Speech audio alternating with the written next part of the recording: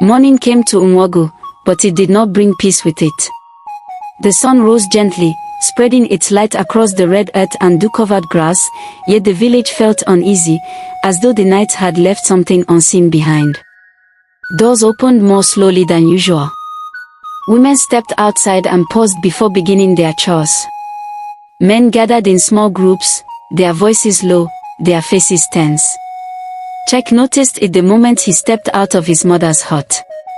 As he walked along the narrow footpath with a small calabash of water in his hand, he felt eyes following him. Not the casual glances elders gave children, but long, heavy looks that lingered on his back. Some villagers stopped talking when he passed. Others watched him quietly, their expressions unreadable. His heart beat faster.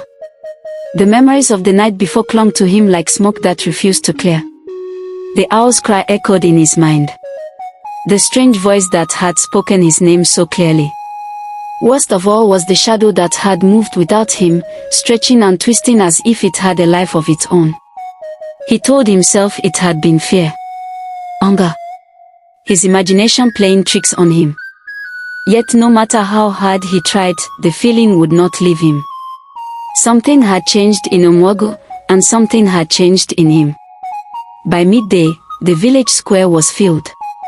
News had spread quickly, another goat was missing. This time, it was from Chief Nofa's compound.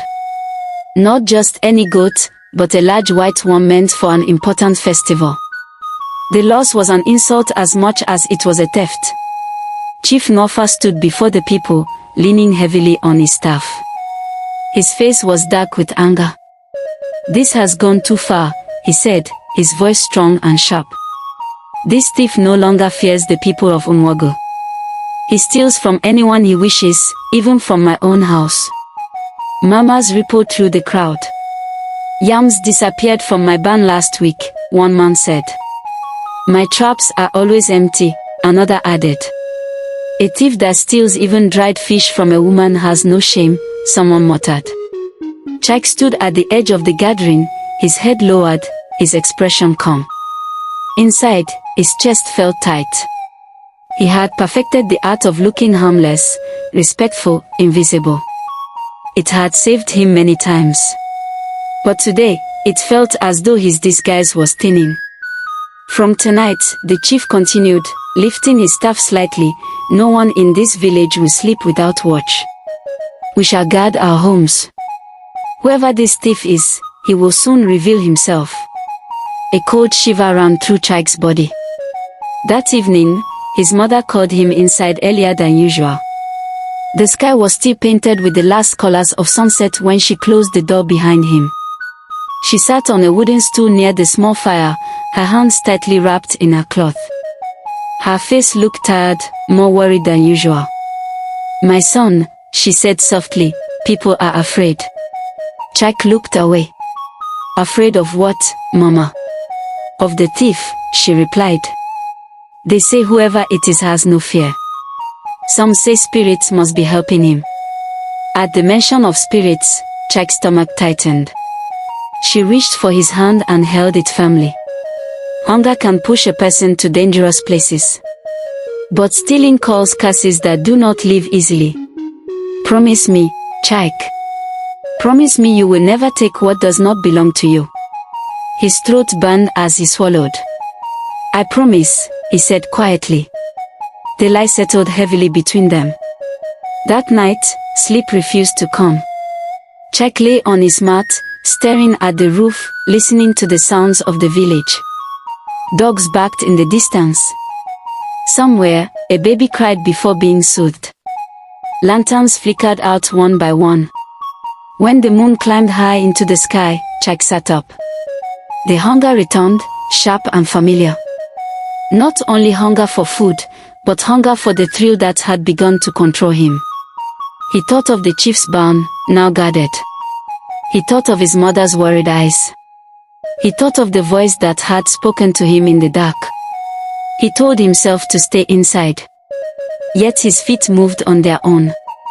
He slipped out of the hut and into the night. The darkness welcomed him, but it no longer felt friendly. Every sound seemed louder. every shadow appeared thicker.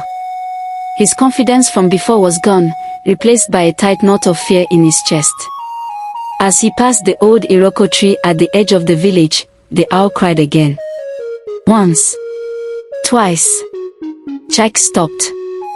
The bird sat on the same branch as before, its eyes glowing unnaturally bright.